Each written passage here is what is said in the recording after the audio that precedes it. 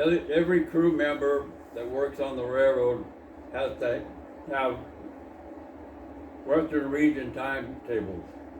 And everything you want to know about your region where you run is in there. So they wanted to know how many maximum trailing tonnage they could pull over Donner Summit. So that's what you had that train do.